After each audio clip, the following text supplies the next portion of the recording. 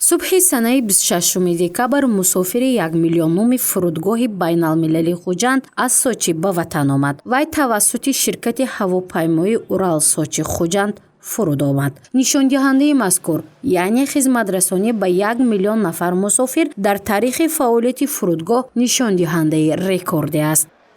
аз байни ин 1 миллион нафар мусофирон ки аз ҷониби фурудгоҳи байналмилалии Хуҷанд хизматрасонӣ ба амал бароварда шудааст, 515,000 нафар гусел карда шуданд ва 485,000 нафар қабул карда шуданд. имрӯз дар фурудгоҳ шароит ҳаст ки ҳам аз ҷиҳати хати парвозу фурудоӣ, ҳам аз ҷиҳати биноҳо, иншоотҳо хизматрасонӣ ба мусофирон ба теъдоди беш аз 1 миллион нафари мусофирон хизматрасонӣ ба амал бароварда шуда ва дилхоҳ теъдоди ҳавопаймоҳо сарфи назар аз вақти шабонарӯзӣ бо сифати баланд бо таъмини бехатарии парвозҳо дар хати парвозу фурудгоҳи байналмилалии Хуҷанд қабул карда мешаванд ки ин худ як нишондиҳандаи беҳтарин аст. фурудгоҳи байналмилалии Хуҷанд давоми соли 2022 ба 910,000 нафар мусофир хизматрасонӣ карда буд. ин рақам имсол ба 1 миллион нафар расид ки онро кормандони фурудгоҳ нишондиҳандаи рекордӣ меноманд. маҳз аз ин хотир мусофири 1 миллионуми худро бо гулу гулдастаҳо истиқбол намуданд.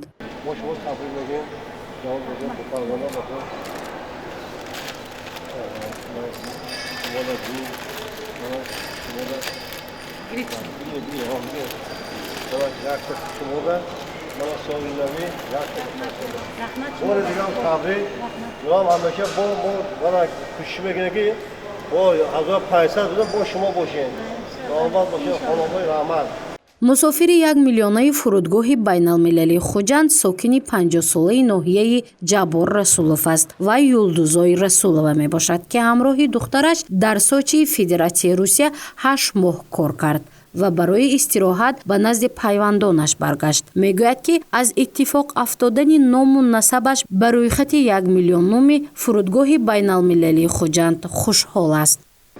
Сочида бориб ишлаб келаямиз. ман 50 сола мебошам. наздик 10 моҳ дар яке аз шаҳрҳои Федератсияи Русия ҳамроҳи духтарам кор кардам. акнун ба назди пайвандонам баргаштам, то камтар истироҳат кунаму дар иҳотаи наберагонам бошам. мусофири 1 миллионаи фурудгоҳ гардиданам хушҳолтарам кард. аз ин шодам. фурудгоҳи байналмилалии Хуҷанд бо 5 ширкати ҳавопаймоӣ ҳамкории зич дорад ки яке аз он ширкати ҳавопаймоии Урал мебошад. мусофири рекордии фурудгоҳ низ маҳз аз ҳамин хатсайр вориди Хуҷанд шуд. мо бисёр шодем аз ин иқдоми кормандони фурудгоҳи байналмилалии Хуҷанд ки мусофири 1 миллион нафараи онҳо ба мусофири хатсайри